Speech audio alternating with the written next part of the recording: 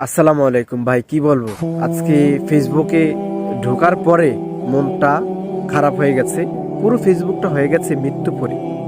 হাদি ভাইয়ের খবরটা শোনার পরে গতকাল রাত্রে আমি অসুস্থ ছিলাম, আমি ফেসবুকে প্রবেশ করতে পারি নাই। সকালে প্রবেশ করেছি, দেখতে পেলাম যে মৃত্যুর খবর হাদি ভাইয়ের।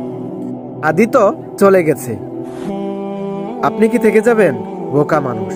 হাদির মৃত্যুটা সম্মানের সাথে হয়েছে, এ বাঙালি তাকে কিয়ামত পর্যন্ত মনে রাখবে। কিন্তু আপনার মৃত্যুটা কেমন হবে একবার চিন্তা ভাবনা করে দেখেছেন? আপনারা হাদিকে মারেন নাই, মেরেছেন পুরো বাঙালি জাতিকে। পুরো বাঙালি জাতি আজ বাকরুদ্ধ তার এই মৃত্যুর খবর শোনে। এমন হাদি আর তৈরি হবে কিনা এই বাংলার জমিনে আমার জানা নেই, তবে এক হাদি চলে গেছে, ইনশাল্লাহ আরো হাদি তৈরি হবে। আপোষ না সংগ্রাম, সংগ্রাম সংগ্রাম। দালালি না রাজপথ, রাজপথ রাজপথ। বাঙালির অন্তরে ওসমান হাদির জন্য দোয়া থাকবে। এবং এই ওসমান হাদির মৃত্যুর খবর শুনে এমন একটা পরিবার নাই যে কান্না করে নাই।